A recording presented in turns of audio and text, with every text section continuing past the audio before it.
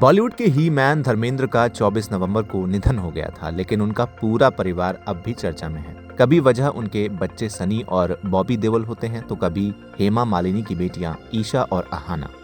धर्मेंद्र ने इंडस्ट्री में खूब मेहनत की और नाम के साथ साथ खूब पैसा भी कमाया। उनकी कुल नेटवर्थ लगभग 400 करोड़ रुपए के करीब बताई जाती है, जो वो अपने पीछे छोड़कर चले गए हैं। पर सवाल यह है कि उनके किस किस बच्चे को प्रॉपर्टी से कितना हिस्सा मिलेगा। क्या सनी बॉबी देओल के बराबर ही ईशा और अहाना को भी दिया जाएगा? इस बात का फैसला कब होगा और कब नहीं। लेकिन आपको बता दें, धर्मेंद्र की करोड़ों की पुश्तैनी प्रॉपर्टी सुर्खियों में है, जो धर्मेंद्र पहले ही किसी और को सौंप चुके हैं।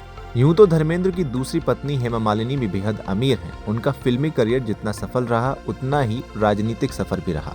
बीजेपी सांसद हेमा मालिनी की कुल संपत्ति लगभग 129 करोड़ रुपए है।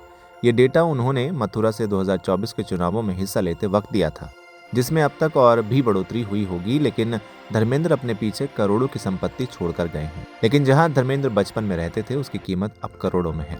धर्मेंद्र का जन्म पंजाब के नसराली गांव में हुआ था। यूं तो वो एक्टिंग के लिए मुंबई आ गए थे, जहां उन्होंने अपनी आखिरी सांस ली है। पर एक्टर ने बचपन के 3 साल नसराली गांव में ही बिताए। उस घर की देखभाल वहां रहने वाले रिश्तेदार ही सालों से कर रहे हैं। पर अब उस प्रॉपर्टी की कीमत करोड़ों में है। रिपोर्ट्स के मुताबिक धर्मेंद्र ने सालों पहले ही ये प्रॉपर्टी अपने चाचा के बच्चों को दे दी थी। धर्मेंद्र के लिए मुंबई में रहते वहां की देखभाल करना मुश्किल था, क्योंकि उनके सभी बच्चे मुंबई में ही हैं। ऐसे में पिता की दी हुई जिम्मेदारी को निभाते हुए वो प्रॉपर्टी पहले ही चाचा के बच्चों को सौंप चुके हैं। हालांकि हिंदी सिनेमा के बड़ा स्टार बनने के बावजूद उन्होंने अपने घर से नाता नहीं तोड़ा। वो इमोशनल तौर पर हमेशा से उसी मिट्टी से जुड़े हैं।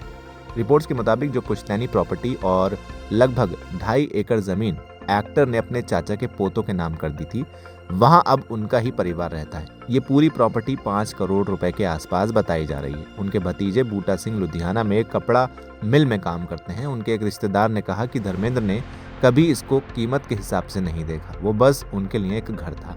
बात है साल 2013 की, जब धर्मेंद्र कई साल बाद अपने घर लौटे। वो शूटिंग के दौरान ही वहां पर गए थे। जैसे ही घर पहुंचे तो कार से निकलकर झुके और अपने घर के आंगन की मिट्टी माथे से लगाई। वो कई देर तक चुप खड़े रहे। इसके 2 साल बाद वो वहां फिर से चले गए। इस बार उन्होंने अपने पुरखों की जमीन को कानूनी तौर पर ट्रांसफर किया। ये जमीन उनके नाम कर दी गई, जिन्होंने धर्मेंद्र की गैर मौजूदगी में उस जगह और घर की हिफाजत की थी। हालांकि उनकी मुंबई में जो भी वेल्थ है, उसका क्या होगा ये अभी तक सामने नहीं आ पाया है। उसका हिस्सा किस किस को मिलेगा, ये भी अभी तक जानकारी निकलकर सामने नहीं आई है। फिलहाल इस वीडियो में इतना ही। आप क्या कहेंगे कमेंट सेक्शन में हमें लिखकर जरूर बताएं। वीडियो को लाइक करें, शेयर करें और चैनल को सब्सक्राइब करना बिल्कुल ना भूलें।